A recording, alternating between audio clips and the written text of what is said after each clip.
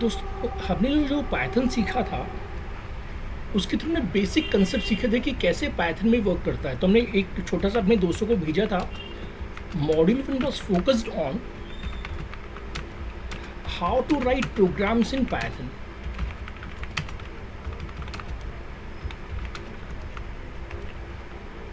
तो जिस जिस फ्रेंड ने मॉड्यूल 1 सीखा उसको ये पता है कि how to write programs in Python, लेकिन हुआ क्या है in IT industry experts have designed several libraries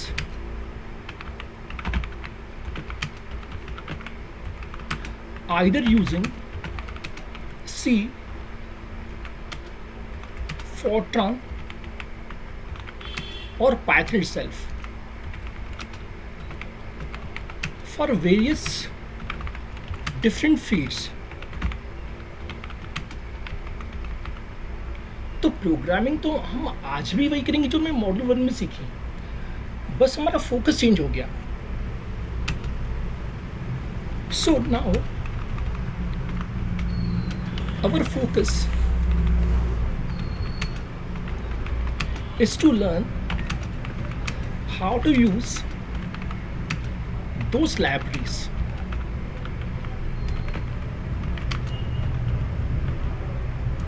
अब आपके मन में सवाल होगा कि benefit of using library.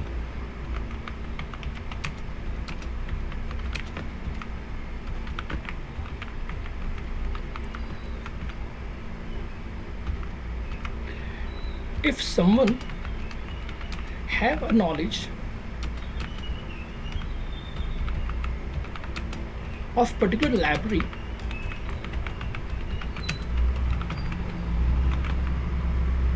then he or she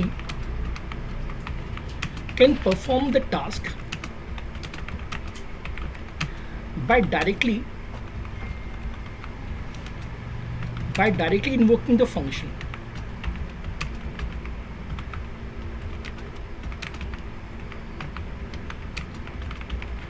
Whereas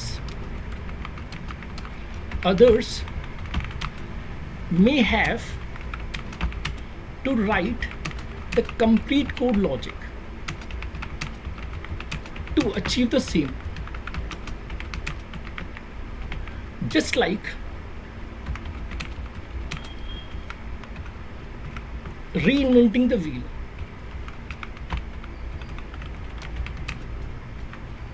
जैसे मेरी बाइक का व्हील खराब हो गया है, एक तरीका है कि मैं सीधे सीधे मार्केट जाऊँ, व्हील वहाँ पे अवेलेबल है, परचेज करके लगा दूँ।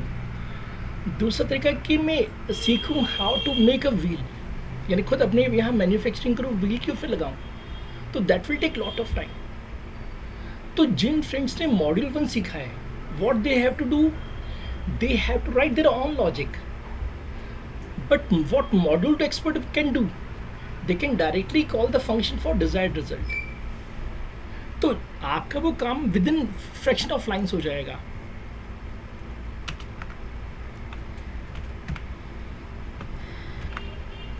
To prove it,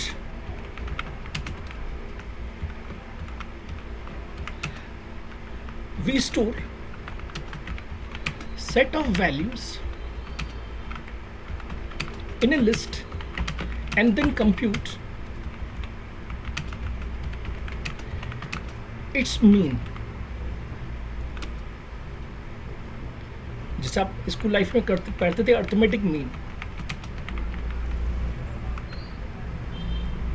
अब आईटी इंडस्ट्री में क्या होता है दोस्तों कि बॉस हमें या हमारा टीम लीडर पहले में कोई एक टास्क देता है, लेकिन बाद में पता चलता है कि उस टास्क के और भी सब टास्क हैं।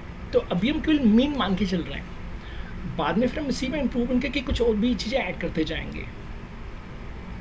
तो पहले इस प्रोग्राम को मैं कैसे बनाऊंगा, यूजिंग द प्रीवियस अप्रोच जो हमने मॉड्यूल 1 में सीखी थी, और फिर इसी टास्क को हम कैसे परफॉर्म करेंगे, और भी बहुत सारे टेक्निक्स हैं।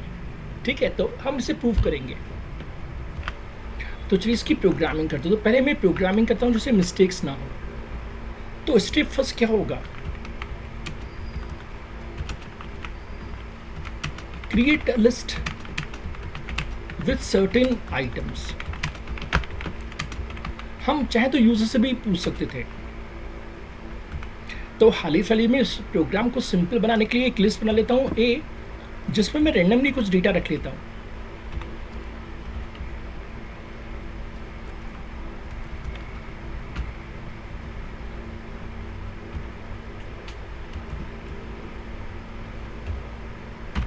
अभी कितने एलिमेंट्स हैं? 3, 6, 7 एलिमेंट्स हैं। अब हमें सिखाया गया था सम इक्वल टू 0।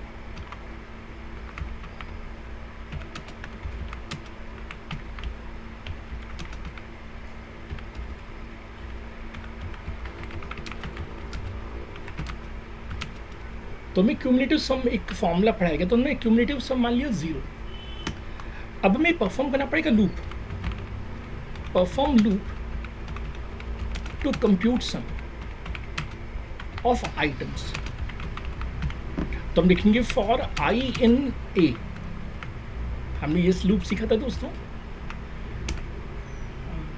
अब मेरी किसी फ्रेंड ने कहा था कि सर मैं मॉड्यूल 1 को रिवाइज करना चाहता हूँ, तो मैंने उससे कहा कि मॉड्यूल 2 ज्वाइन कर लो, क्योंकि जब हम मॉड्यूल 2 ज्वाइन करोगे तो टेक्निकली किसकी रिवीजन हो जाएगी?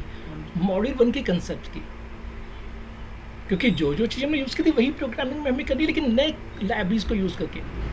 तो हमें फॉर्मूला क्या लिखना है? सम प्लस इक्वल टू क्या? आई। अब हमें आपको ये बताने की जरूरत नहीं कि कहाँ पे टैब आना चाहिए, कहाँ पे टैब नहीं।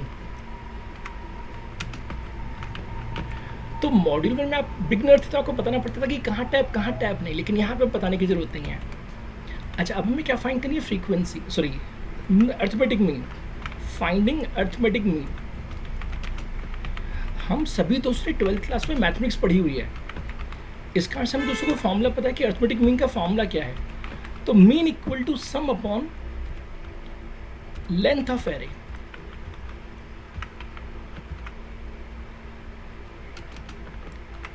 सम अपॉन टोटल एलिमेंट्स। हालांकि मैं 7 भी लिख सकता था, लेकिन मैंने लेंथ फंक्शन का यूज कर लिया। अब हमें प्रिंट करना है दोस्तों। Print arithmetic mean equal to, यहां पे मैं लिख रहा हूं परसेंट से, सिम परसेंट न लगा के सिंपली मैं ऐसे ही प्रिंट करवा देता हूं मीन को। अब इसे मैं सेव कर लेता हूं दोस्तों। तो हमेशा की तरह हम यहाँ पे ऐसे एक फोल्डर में सेव करेंगे।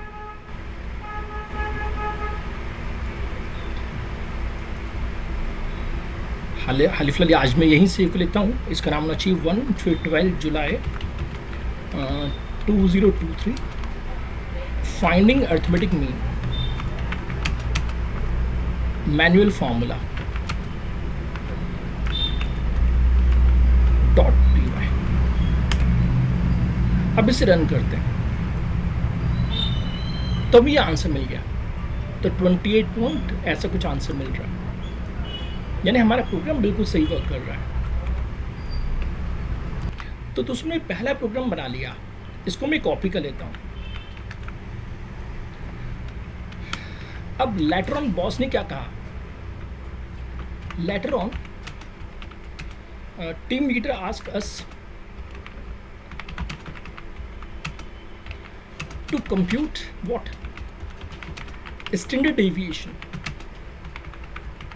अब यहाँ पे बॉस क्या मान के चल रहा है कि हम बच्चों को 12th के मैथमेटिक्स के सब फॉर्मूले आते हैं। तो बाय चांस अगर मैं 12th पास नहीं हूँ या मेरी मैथमेटिक्स बहुत कमजोर है, तो I will not be able to find this out. तो मॉड्यूल 1 के साथ सबसे बड़ी परेशानी क्या थी कि मॉड्यूल 1 में बॉस मान के चलता है क्योंकि आपको हर चीज़ का फॉर्मूला आता है, तभी तो प्रोग्रामिंग बनेगी। तो चलिए अब इसकी प्रोग्रामिंग करते हैं कि कैसे हम स्टैंडर्ड डेविएशन फाइंड आउट करते हैं। तो मैं फाइल में जाके कहता हूँ save as finding standard deviation.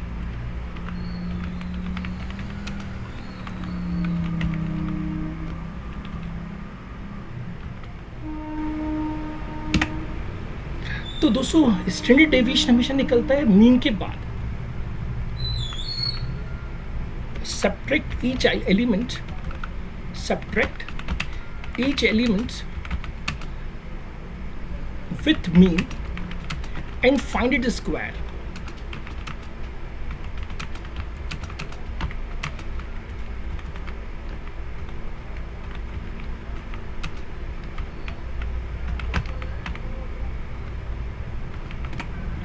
तो मुझे फिर से कौन सा लूप चलाना पड़ेगा जो मैं ऊपर चलाया, फॉर आई इन ए। अब इसका नाम मैं सम 2 दे देता हूं, क्योंकि सम यूज कर चुका है। हालांकि हम फिर से सम यूज कर सकते हैं, कोई दिक्कत डिफरेंस नहीं है, हम फिर से सम ले लेते, कोई दिक्कत नहीं। अब हमें क्या निकालना है, सम प्लस इक्वल टू क्या, डिफरेंस। किसका डिफरेंस, आई माइनस मीन। हमें इसका स्क्वायर निकालना है, तो इंटू इंटू 2।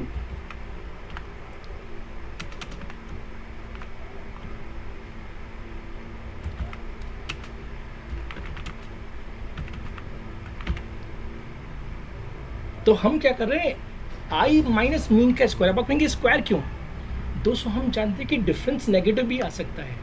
जैसे हमने कहा था कि स्मृति मंडला ने 0 बनाया था, तो 0 माइनस 10 बिकम्स माइनस 10, लेकिन उसका स्क्वायर क्या होगा, 100। हरमनप्रीत कौर का था 50 माइनस 10 यानी 40 यानी 1600। तो स्क्वायर का मतलब है कि नो नेगेटिव वैल्यू। अच्छा, फाइनली में क्या करना है, फाइनली फाइंड स्क्वायर रूट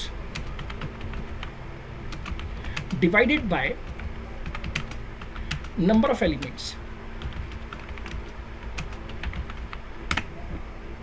तो दोस्तों मुझे स्टैंडर्ड डेविएशन मिल जाएगा। तो स्टैंडर्ड डेविएशन का फॉर्मूला क्या हो गया, standard deviation equal to what, math dot square root. Now thanks to Python, Python कहता है कि ऊपर इंपोर्ट करने की जरूरत नहीं है, जहां जरूरत है वहीं इंपोर्ट कर लो। जबकि सी लैंग्वेज की खराबी थी कि सी लैंग्वेज में आपको ऊपर इंपोर्ट करने पड़ेंगे। जावा में भी ये प्रॉब्लम थी कि जावा में भी इंपोर्ट हमेशा ऊपर होता था, जबकि पाइथन कहता है कि जहां जरूरत है वहां इंपोर्ट करो। तो हमें क्या जरूरत है, मैथ डॉट स्क्वायर रूट। किसका स्क्वायर रूट दोस्तों, सम का स्क्वायर रूट अपॉन किससे डिवाइड करना है, length of what, length of A. अच्छा, पूरे का स्क्वायर रूट निकालना है कि अपॉन का स्क्वायर रूट निकालना है, दोनों बराबर होगी बातें शायद कि नहीं। फॉर्मूला ऑफ STD/DEV देख लेते भी पता चल जाएगा डिनोमिनेटर पे आता है या नहीं।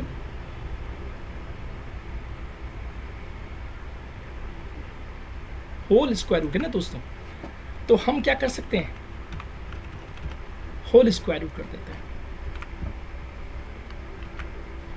हालांकि मुझे लग रहा था कि दोनों से शायद एक ही बात होगी, नहीं होगी, नहीं होगी, क्योंकि दोनों का स्क्वायर रूट आ जाएगा। ठीक है, अब हम प्रिंट करवाएं क्या,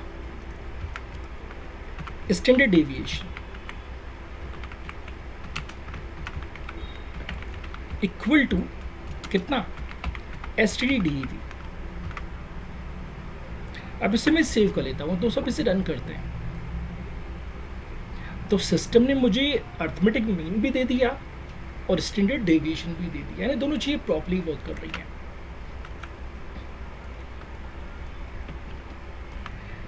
now doing the same job using Python library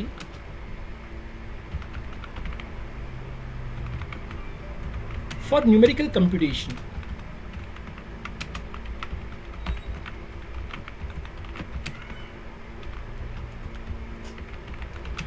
Known as NumPy.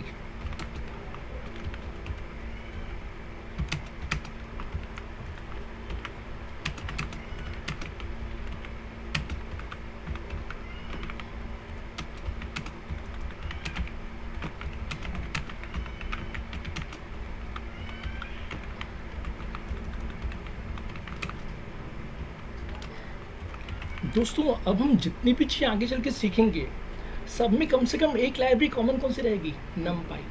क्योंकि हमारे एक्सपर्ट्स ने जितनी भी लाइब्रेरीज बनाई हैं वो किसकी मदद से बनाई हैं, NumPy की मदद से।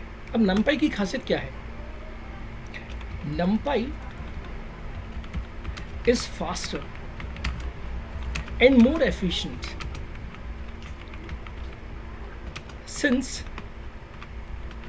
it is designed in C and is compiled code. आगे चल के हम आपको सीखेंगे टाइम कैलकुलेशन करना। तो पहले में एक लॉजिक लिखेंगे विदाउट नमपाई, उसका हम देख लेंगे कितना टाइम ले रहा है। फिर वही ऑपरेशन नमपाई फेज से परफॉर्म करेंगे तो हम देखेंगे कि नमपाई काफ़ी कम समय लेगा।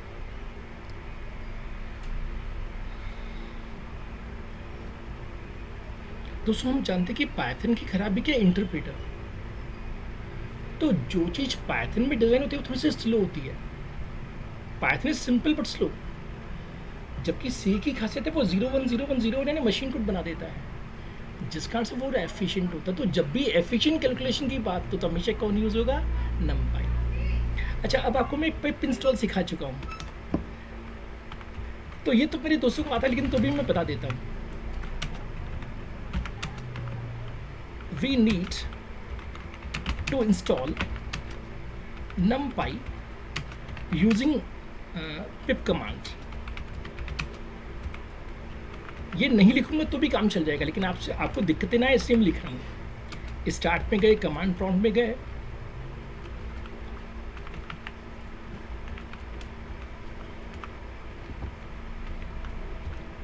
और हम जानते कि यहाँ पे हम लेते हैं रन एज एडमिनिस्ट्रेटर।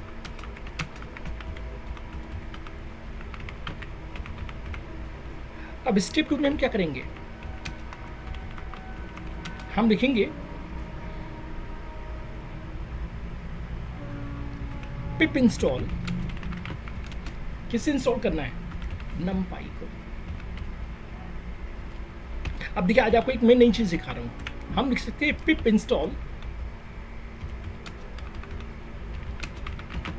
-U नमपाई। ये इंटरव्यू क्वेश्चन है।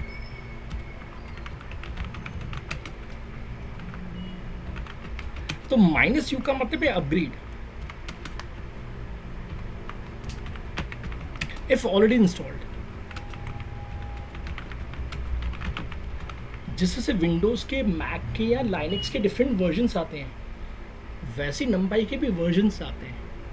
तो मैं सिस्टम से करूँ कि सिस्टम नमपाई को इंस्टॉल करो, बाई चांस पहले से इंस्टॉल, तो उसे क्या कर दो, अपग्रेड कर दो। या फिर हम लिख सकते हैं दोस्तों ऐसा, pip install $-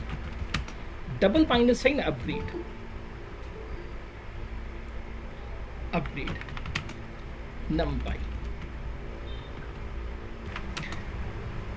correct way to find out mean and standard deviation.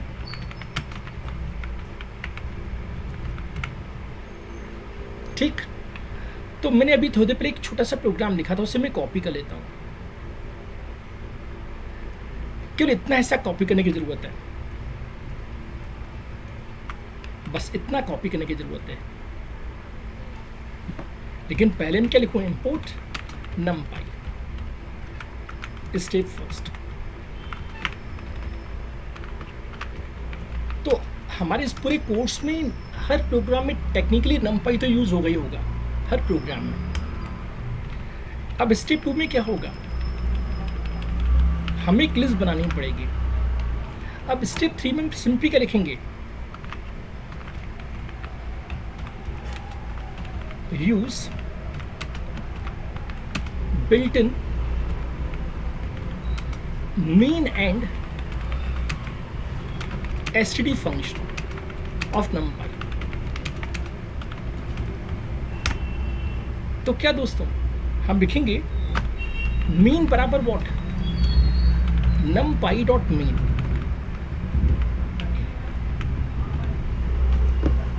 ऐसे में स्टैंडर्ड डेविएशन निकालना है, numpy.std।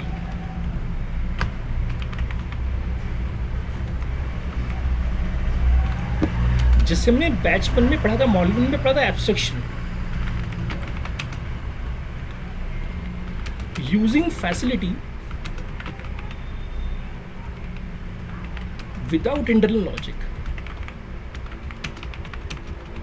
हमें कोई मतलब नहीं कि स्टैंडर्ड डेविएशन का फॉर्मूला क्या है, हमें कोई मतलब नहीं कि मीन का फॉर्मूला क्या, हमें तो बस निकालना है। और फिर क्या प्रिंट करें, मीन इक्वल टू जो भी मीन की वैल्यू हो। और फिर क्या दोस्तों, standard deviation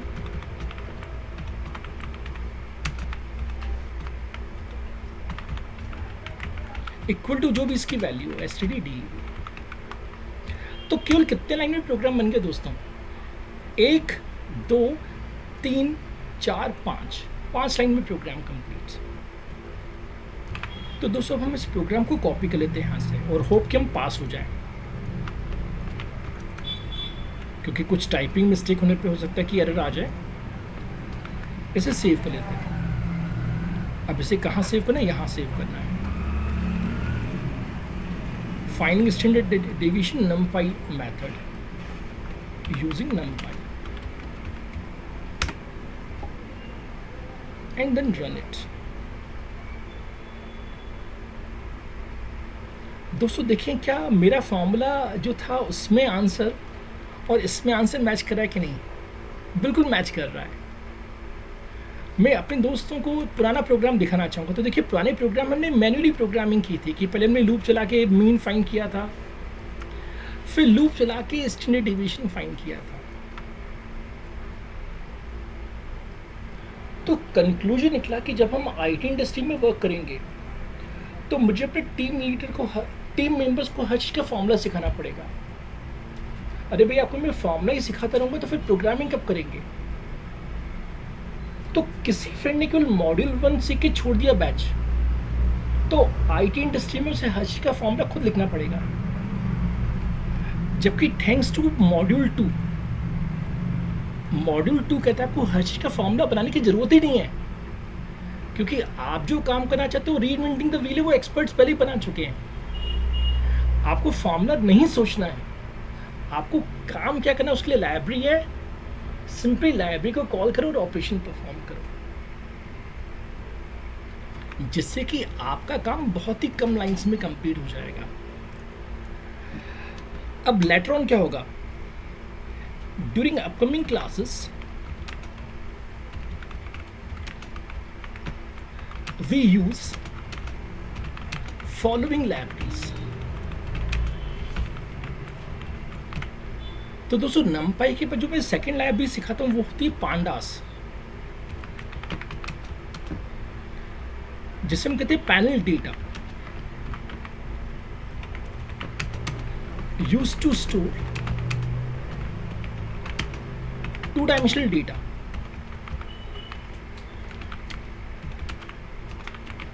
also known as table, into the data frame to perform some analytic operations।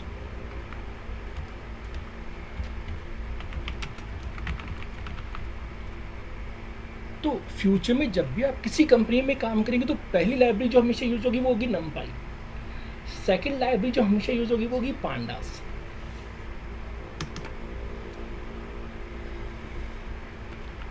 तो पहला मैंने numpy लिखा था दोस्तों, जैसा कि आप जानते हैं, for mathematical and statistical computation.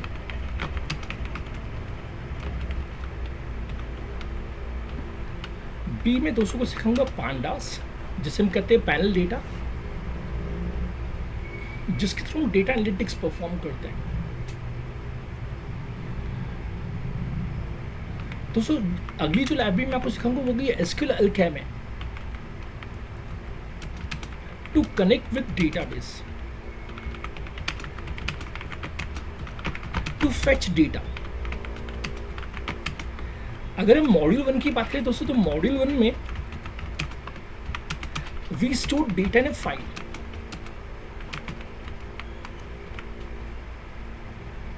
दोस्तों फाइल तो छोटे छोटे कामों के लिए सही है, लेकिन अगर हम कोई बैंकिंग सॉफ्टवेयर की बात करें, रेलवे की बात करें, banking, railways, airlines, all uses databases। To store information. तो कोई फ्रेंड केवल फाइल नहीं जानता लेकिन डेटाबेस से कनेक्टेड नहीं जानता, तो वो आधा ही जानता है। क्योंकि कंपनीज में जब आप काम करोगे तो you to connect with the database.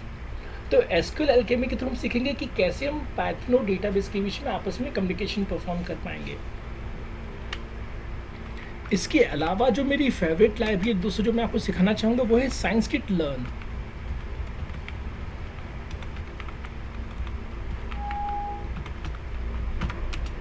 Extremely used in the field of data sciences.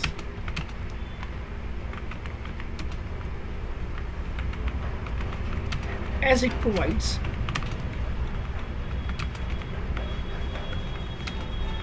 built-in functions for various algorithms used in data science. Data science को मैं simply DS लिख रहा हूँ, such as लीनियर रिग्रेशन। आगे चल के मैं समझाऊंगा कि लीनियर रिग्रेशन क्या होता है, नियरेस्ट नेबर फर्स्ट,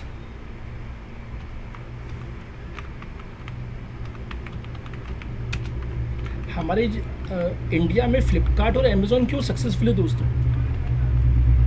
क्योंकि जब भी कोई पार्सल डिलीवर होना होता है तो उनकी कोशिश होती है कि कस्टमर के पास जल्दी से जल्दी पहुंच जाए। तो they have to use nearest neighbour first logic कि कैसे पैकेज को डिलीवर किया जाए कि वो कम से कम समय में डिस्पैच हो जाए। इस कारण से फ्लिपकार्ट और अमेज़ॉन ने बहुत से हब बना के रखे हैं और हर हब में आइटम अवेलेबल होता है। जैसे मैं भोपाल सिटी में रहता हूँ, कुछ दिन पहले मैंने टाटा टी गोल्ड ऑर्डर की थी फ्लिपकार्ट से, शाम को ऑर्डर की, सुबह को मेरे घर पहुँच गई। तो मैंने कहा भाई ऐसा कैसे संभव हुआ? तो उन्होंने कहा सर आपने ऑर्डर भले दिल्ली के एड्रेस पे किया था लेकिन हमारे सॉफ्टवेयर में देख लिया कि आपके घर के नज़दीक एक हब है करोन में। अब टाटा टी गोल्ड चाहे दिल्ली से आए चाहे करोन से रहेगी तो टाटा टी गोल्ड, तो टेक्निकल उन्होंने कहाँ से डिस्पैच कर लिया? करोन वाले ऑफिस से। तो अगर ऐसा कोई लॉजिक यूज़ नहीं करेंगे फ्लिपकार्ट या अमेज़ॉन तो कभी भी सक्सेसफुल नहीं हो पाएंगे। तो कंक्लूजन निकला कि जितने भी डेटा साइंसेस के कंसेप्ट हैं वो किस में इम्प्लीमेंट किए गए?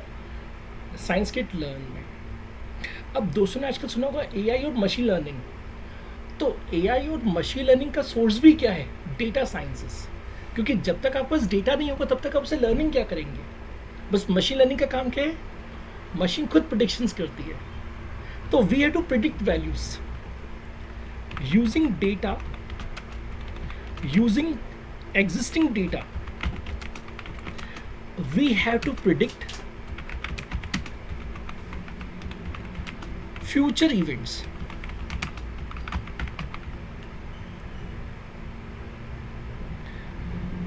Just like investment in stock markets.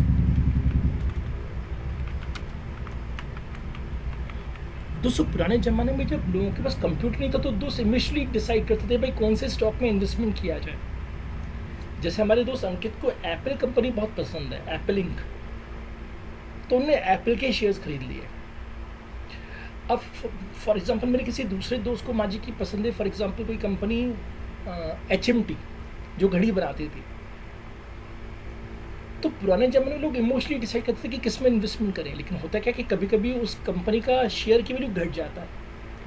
कितना अच्छा होता है कि हमारे पास एक एल्गो होता जो करंट डेटा के बेसिस पे प्रिडिक्ट करता कि फ्यूचर में किसके स्टॉक की वैल्यू बढ़ने की चांसेस हैं। तो उस केस में हमेशा हम क्या करते हैं? राइट डिसीजन करते। तो आपके जितने भी लोगों को जिनको आप जानते जो शेयर ब्रोकर्स हैं, they always use those tools for prediction. तो दैट इज़ डेटा साइंस कि आपके पास जो एग्जिस्टिंग डेटा है उसकी मदद से डिसाइड करें। जैसे दोस्तों मेरा पर्सनली मन करता है कि अंकित ने सही डिसाइड किया एप्पल में इन्वेस्टमेंट करके, क्योंकि अगर आप पिछले 5-6 सालों का रिकॉर्ड देखिए तो एप्पल हमेशा फ़ायदे में ही गया है। और अभी सितंबर में उनका iPhone 15 आ जाएगा, और जैसे ही iPhone 15 आएगा तो उस समय दिवाली का सीज़न आ चुका होगा, तो बहुत ज़्यादा लोग खरीदते हैं आईफोन, तो डेफिनेटली शेयर्स की वैल्यू बढ़नी है। तो अगर एक या दो कंपनीज होती तो हम वैसे ही डिसाइड कर लेते हैं, लेकिन हम जानते हैं कि हज़ारों कंपनीज़ हैं। अब हज़ारों कंपनीज़ का अगर हम मैनुअली कैलकुलेशन करेंगे तो हम घर कभी जा ही नहीं पाएंगे, पूरा कंप्यूटर पे ही बैठना पड़ेगा।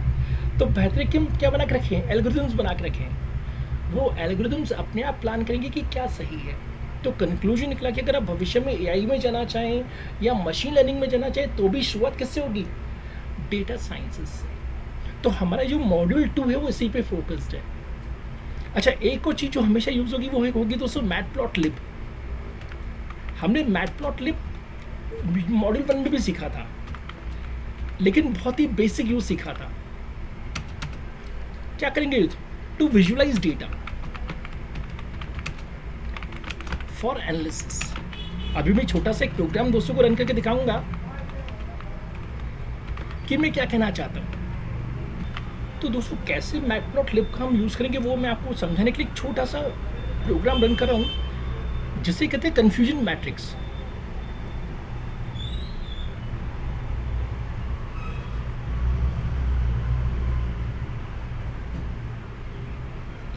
हमारे डेटा साइंस में टर्म यूज होता है डेटा सेट।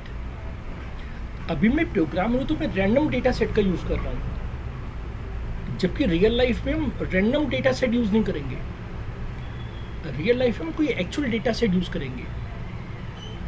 अब क्या पहले आपने मॉड्यूल 1 में ऐसा कहीं यूज़ सीखा था क्या मैटप्लॉटलिब का? नहीं, लेकिन यहाँ पे सीख रहे हो।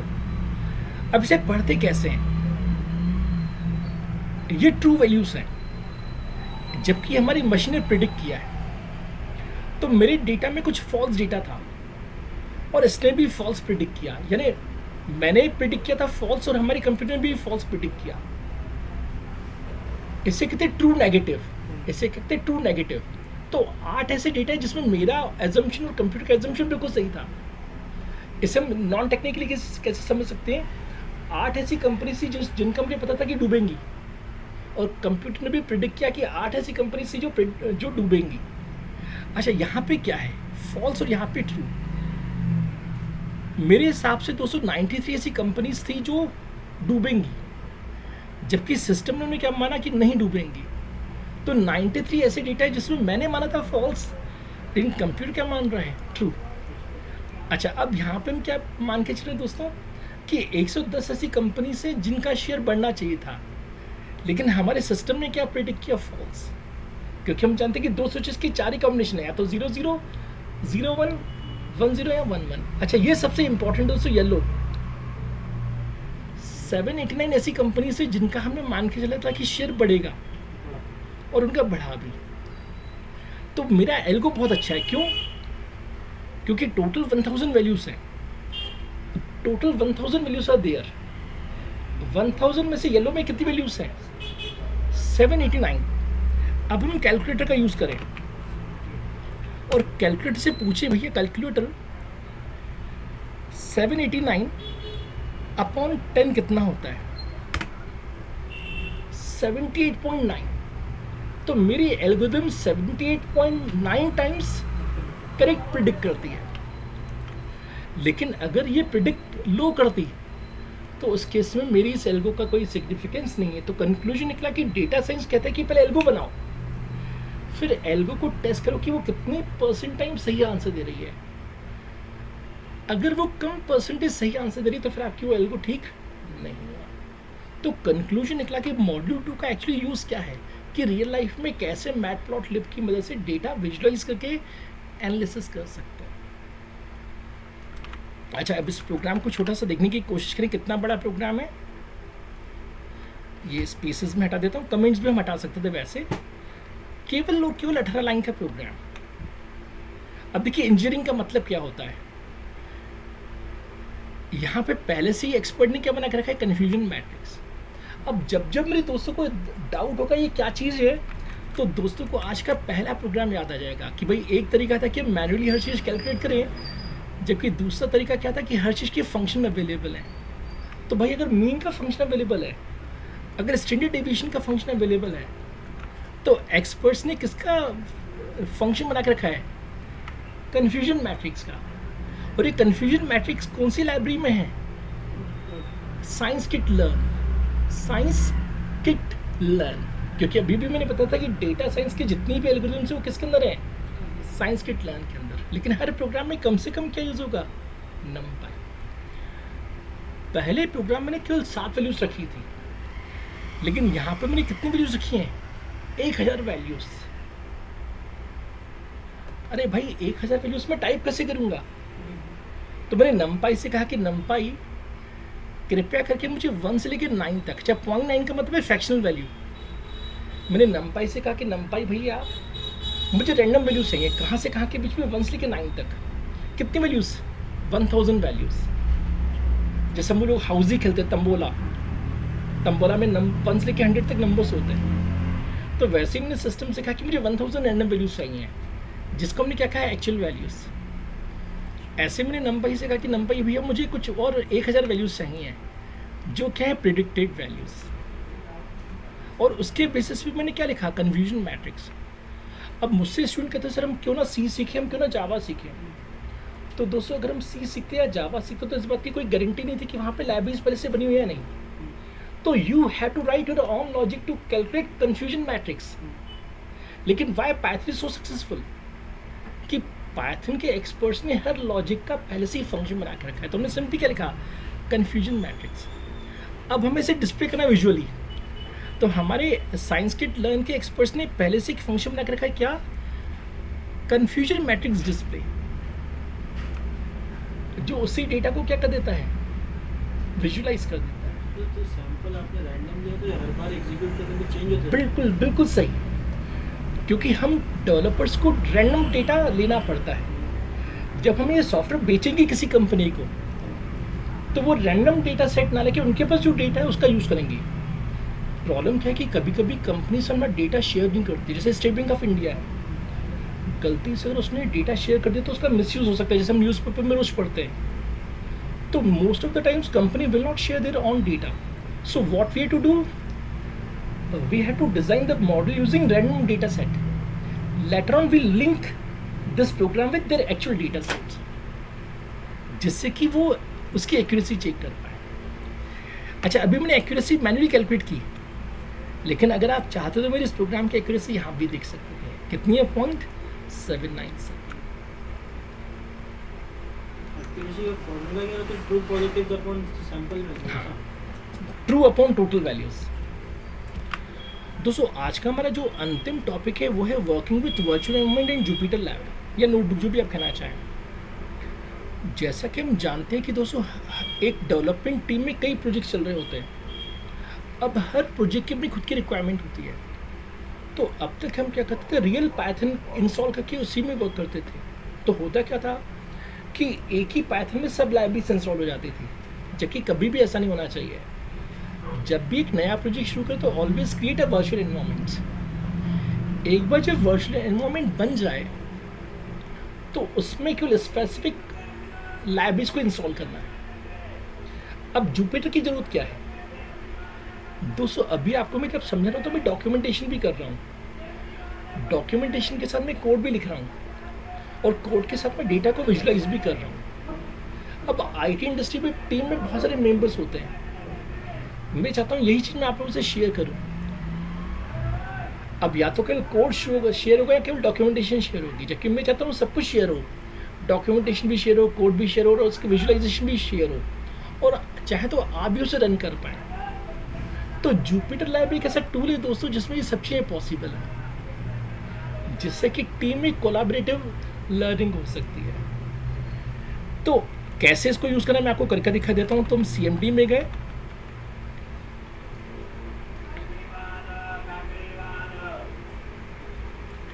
थोड़ी के लिए मैं वर्चुअल एनवायरनमेंट को एक्टिवेट नहीं कर रहा हूँ, सिंपली यहाँ पे मैं लिख रहा हूँ जुपिटर लैब।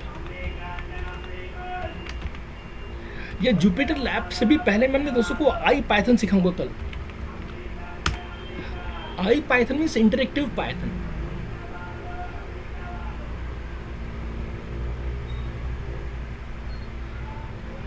आपको देखो जुपिटर लैब हमने जब पहली बार देखा तो उसमें से लाइन नंबर लिखा रहा था, तो वैसे यहाँ पे भी दोस्तों इंटरेक्टिव शेल है, हमने कहा प्रिंट, आइडियली हाँ आइडियली की तरह है। अब देखिए दोस्तों इसकी खासियत क्या है, इसमें अपने आप सजेशंस आते हैं। भाई आइडियली का जैसे इंटरेक्टिव शेल था वैसे ही इंटरेक्टिव शेल है, लेकिन ये अपने आप आपको सजेशंस देता है। हमने कहा प्रिंट, जैसे हमने कहा हेलो वर्ल्ड, अब देखो अपने आप सजेशन आ गया। मैं टैब दबा दूंगा या ये एरो दबा देता हूँ मैं, तो ये कंप्लीट हो जाएगा। इंटेलिजेंस वाले ही। हाँ, इंटेलिजेंस है इसमें।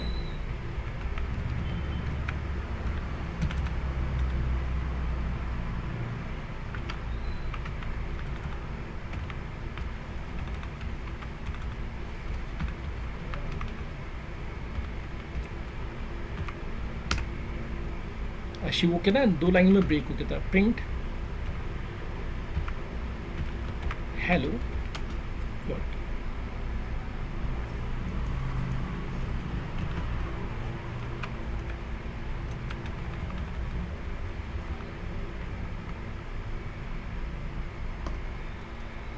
चलिए मैं टाइप ही कर देता हूँ।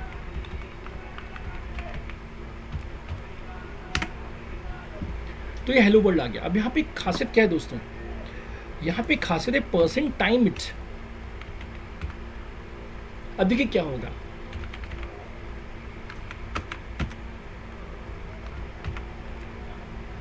मैं लिख रहा हूँ फॉर आई, देखिए फिर से कंप्लीट हो गया। फॉर आई इन एन, या 10 कर देते हैं। प्रिंट आई,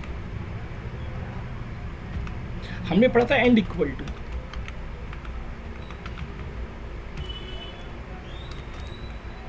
और एंटर दबा देते हैं।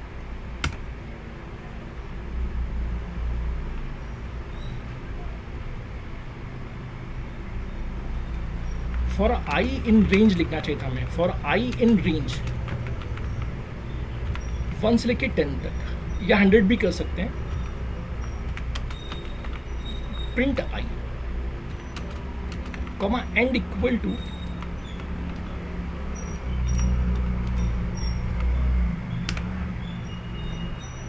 अब देखिए सिस्टम ने यहाँ पे टाइम भी दिखा दिया कि टेक्निकली ये प्रोग्राम कितनी देर में कंप्लीट हो गया। तो यहाँ पे बहुत सारे ऑप्शंस अवेलेबल जिसके थ्रू हम टाइमिंग भी देख सकते हैं कि कितनी देर में वो कोड कंप्लीट हो गया। एक्चुअली मुझे यहाँ पे परसेंट टाइम इट लिखना चाहिए था। अच्छा, यहाँ पे कुछ और भी ऑप्शंस अवेलेबल है। जैसे हमने दबा दिया डॉट, जैसे हमने कहा a इक्वल टू 1 2 3, हमने कहा a डॉट, फिर टैब, जैसे हमने कहा a डॉट टैब। अब a क्या है, लिस्ट, तो अपेंड, काउंट, इंसर्ट, रिवर्स से सब आ गया। अभी कंक्लूजन निकला कि आई पाइथन क्या है। आई पाइथन मीन्स इंटरेक्टिव पाइथन। जो काम मैं जुपिटर लैब में करता हूँ वही काम मैं आई पाइथन में करता हूँ। बस अंतर क्या है कि आई पाइथन कमांड विंडो में चलता है, जबकि जुपिटर लैब इसी का ही वेब ब्राउज़र वर्जन है। तो जुपिटर लैब में हम सब कुछ किस पे करेंगे, वेब ब्राउज़र में। तो आज की इस क्लास को हम यहाँ रुकेंगे दोस्तों। कल हमारा पूरा फोकस रहेगा वर्चुअल एनवायरनमेंट क्या रहता है और कैसे जुपिटर लैब में वर्क करना है। तो सभी दोस्तों का बहुत बहुत शुक्रिया।